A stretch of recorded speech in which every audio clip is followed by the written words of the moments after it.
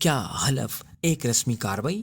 سیاسی نمائندگان جب انتخابات کی جدوجہد، سیاسی تقاریر اور وعد و عید کے بعد اپنے حلقہ انتخاب سے کامیاب ہو جاتے ہیں اور الیکشن کمیشن ان کا نام کامیاب امیدواروں میں نوٹیفیکیشن کے ذریعے شائع کر دیتا ہے، دوست احباب انہیں مبارکیں دے رہے ہیں اور وہ پارلیمنٹ میں اپنے فرائض ادا کرنے کے لیے تیاریاں کر رہے ہوتے ہیں، لیکن وہ تاحال صرف اپنے حلقے کے منتخب نمائندے ہیں، ابھی پارلیمنٹ کے رکن نہیں بنے اور وہ پارلیمنٹ کے حال میں نہ بیٹھ سکتے ہیں اور نہ پارلیمنٹ کی کارروائی میں حصہ لے سکتے ہیں۔ اس کے لیے انہیں سب سے پہلے ایک تقریب میں ہاؤس کے عبوری چیئرمین یا اسپیکر کے سامنے آئین پاکستان کے آرٹیکل 65 کے مطابق ایک حلف اٹھانا ہوگا۔ مجوزہ حلف کے الفاظ اس طرح ہیں: میں صدق کے دل سے حلف اٹھاتا ہوں کہ میں خلوص نیت سے پاکستان کا حامی و وفادار رہوں گا۔ بحیثیت رکن قومی اسمبلی یا سینٹ میں اپنے فرائض و کارہائے منصبی ایمانداری، اپنے انتہائی صلاحیت اور وفاداری کے ساتھ اور ہمیشہ پاکستان کی خود مختاری، سالمیت، استحکام، بہبودی اور خوشحالی کی خاطر انجام دوں گا۔ میں اسلامی نظریہ کو برقرار رکھنے کے لیے کوشاں رہوں گا جو قیام پاکستان کی بنیاد ہے۔ میں اسلامی جمہوریہ پاکستان کے دستور کا تحفظ اور دفاع کروں گا۔ آرٹیکل 65 پاکستان آئین میں دیے ہوئے حلف نامے سے اقتباس۔ حلف ایک رسمی کارروائی نہیں ہے۔ جب ممبران یہ حلف اٹھا لیتے ہیں تو وہ رکن پارلیمنٹ بن جاتے ہیں، جس کے بعد وہ اپنے آپ کو قومی اسمبلی یا سینٹ کا ممبر کہلوانا شروع کر سکتے ہیں۔ یہ تو واضح ہے کہ وہ حلف اٹھائے بغیر، جیسا کہ بیان کیا گیا ہے، ممبر ہی نہیں بن سکتے، اس لیے اس حلف کو رسمی نہیں کہا جا سکتا۔ تمام مفکرین اور پارلیمنٹیرین جنہوں نے اس ادارہ اور حلف نامے پر کتابیں لکھی ہوئی ہیں، ان کی رائے کا خلاصہ پیش کرتا ہوں۔ پارلیمنٹ کا یہ حلف ایک اہم اشارہ ہے جس سے کسی ممبر کے پارلیمانی کیریئر کا آغاز ہوتا ہے، جس کے تحت وہ عوام اور پوری قوم کے ساتھ اعلانیہ وعدہ کر رہا ہوتا ہے کہ وہ اپنے فرائض اور ذمہ داریاں جن کا ذکر وہ حلف میں کر رہا ہے ایمانداری اور انتہائی صلاحیت کے مطابق ادا کرے گا، اور جس حد تک ممبران اسمبلی اپنے اس حلف کے مطابق کردار ادا کریں گے، اتنے ہی ادارے کی اور ممبران کی عزت اور توقیر میں اضافہ ہوگا۔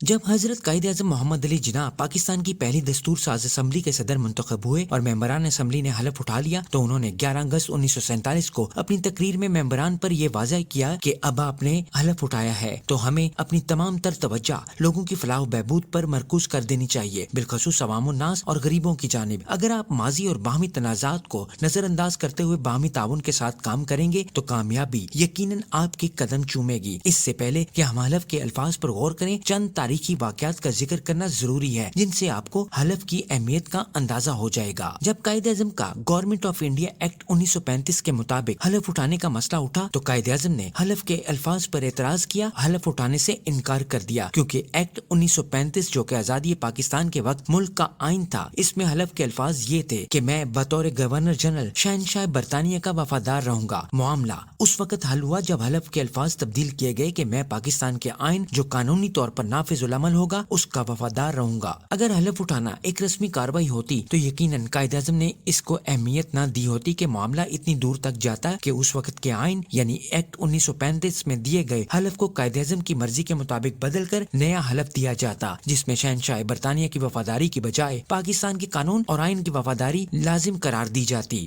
جنگ سے متاثرہ آزمائشی حلف۔ ایک منفرد تاریخی واقعہ یہ ہے کہ متحدہ امریکہ کے صدر ابراہم لنکن نے اندرونی خانہ جنگی کے خاتمہ کے بعد ایک نیا حلف نامہ تیار کیا جو کہ ہر منتخب ممبر سینٹ و کانگریس اور دیگر عہدیداران کو اٹھانا ضروری قرار دیا۔ اس حلف کو تاریخ نے دی وار انسپائرڈ ٹیسٹ اوتھ کا نام دیا ہے، جو کہ 2 جولائی 1862 کو نافذ ہوا۔ اگرچہ یہ حلف نامہ کچھ ہی عرصے کے لیے قابل عمل رہا، لیکن اس کے الفاظ اور مقصد سے اندازہ ہوتا ہے کہ حلف کس قدر اہمیت کا حامل ہے۔ حلف نامے کے مطابق ہر منتخب ممبر اور دیگر عہدیداران سیکرٹریز آف اسٹیٹ کو یہ حلف لینا ہوگا کہ وہ کسی بھی وقت امریکن فیڈریشن کے خلاف کسی مجرمانہ یا باغیانہ کارروائی میں ملوث نہیں ہے، اور اگر بعد ازاں یہ ثابت ہوا کہ اس نے حلف غلط اٹھایا ہے تو اس کے خلاف باقاعدہ کارروائی کے نتیجے میں یہ فیصلہ بھی صادر ہو سکتا ہے کہ وہ ہمیشہ کے لیے کسی منتخب ادارے کے انتخابات کے لیے نااہل قرار دے دیا جائے۔ ذرا جان ایف کینڈی صدر متحدہ امریکہ کی اچانک موت کا واقعہ یاد کیجیے جب وہ ٹیکساس کے شہر میں ایک جلوس کی شکل میں اپنی اہلیہ جیکولین کینڈی کے ہمراہ جا رہے تھے کہ ایک قریبی عمارت سے کسی تقریب कार نے ان کو گولی کا نشانہ بنایا۔ اس وقت ان کے نائب صدر لمڈن بینز جانسن تھے۔ ان کو ایئر فورس ون جہاز میں سطح زمین سے 4000 فٹ اوپر صدر کینڈی پر جان لیوا حملے کے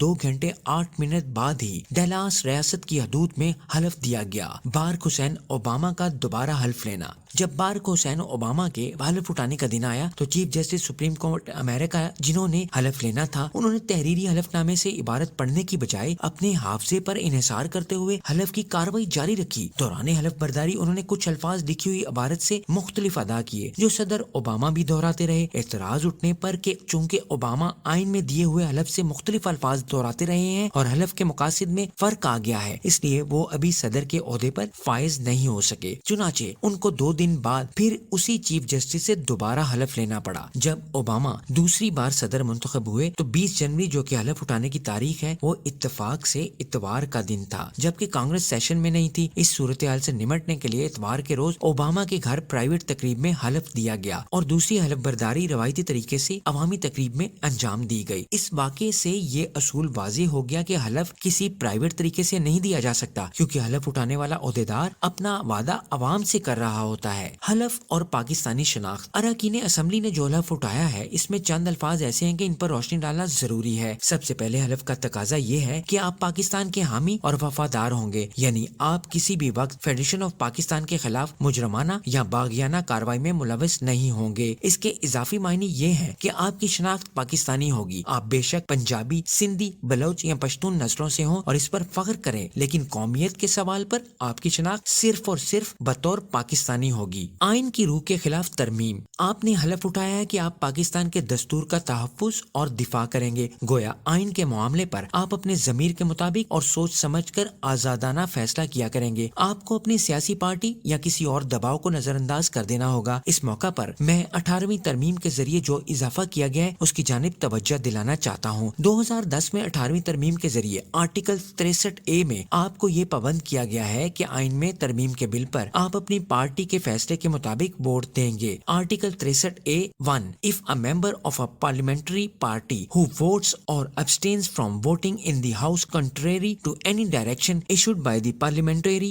party to which he belongs in electing to a money bill or constitutional amendment bill, he may be declared to have defected from the political party with the consequences that he may be declared unqualified to remain in the parliament۔ گویا اگر آپ کسی آئینی ترمیم کے بل پر اپنی رائے پر اور سیاسی پارٹی کے صدر کے احکامات کے خلاف ووٹ ڈالتے ہیں تو پارٹی سے منحرف ہو جانے کی وجہ سے آپ کو پارلیمانی رکنیت سے محروم ہونا پڑے گا۔ یہ اضافہ آئین کی روح، پارلیمانی روایات اور حلف کے خلاف ہے، کیونکہ آپ نے اپنے آپ سے اور قوم سے یہ وعدہ کیا ہے کہ آپ آئین کا تحفظ کریں گے، جبکہ یہ ترمیم آپ کا یہ حق چھین کر پارٹی کے صدر کو تقویض کرتی ہے۔ راکم 18ویں ترمیم کے سلسلے میں قائم شدہ ریویو کمیٹی کا ممبر تھا۔ میں نے کمیٹی میں بھی اعتراض اٹھایا، بحث کی، لیکن ممبران کمیٹی نے یہ کہہ کر نامنظور کر دیا کہ پارٹی کے صدر نے ہمیں ٹکٹ دیا جس کی بنا پر ہم ممبر بنے، اس لیے ہمیں کوئی اعتراض نہیں کہ وہی پارٹی کا صدر یہ فیصلہ کرے کہ آئینی ترمیم بل پر ووٹ کس طرح دینا ہے۔ یہ دلیل اتنی بودھی اور کمزور تھی کہ جب سینٹ میں یہ شک ووٹ کے لیے پیش ہوئی تو میں نے چیئرمین سینٹ کی اجازت سے اپنے اعتراض کو دہرایا اور وضاحت کی کہ آئین ہی سیاسی جماعتوں کو حیثیت اور جواز یعنی اسٹیٹس اینڈ لیگیٹمیسی مہیا کرتا ہے، اس لیے سیاسی جماعت یا اس کے سربراہ کو یہ اختیار دیا جائے کہ وہ اپنی مرضی اور منشا کے مطابق آئین میں ترمیم کرا سکے تو یہ سویلین ڈکٹیٹرشپ کی راہ کھول دے گی۔ سینٹ کے چیئرمین نے میرا اعتراض سینٹ کے ریکارڈ پر نوٹ کر لیا، لیکن بل جوں کا توں منظور ہو گیا۔ مجھے یوں محسوس ہوا کہ ہم نے اپنے ہاتھوں میں بیڑیاں پہن لی ہیں۔ سینٹ سے 9 سال کی مدت کے بعد جب میں ریٹائر ہوا تو میں نے کئی پارلیمنٹیرینز کی بذریعہ خطوط اس متنازع ترمیم کی جانب توجہ دلائی کہ وہ اسے حذف کرنے کے لیے کارروائی کریں۔ چند ایک کی جانب سے مثبت جواب آئے، لیکن وہ بھی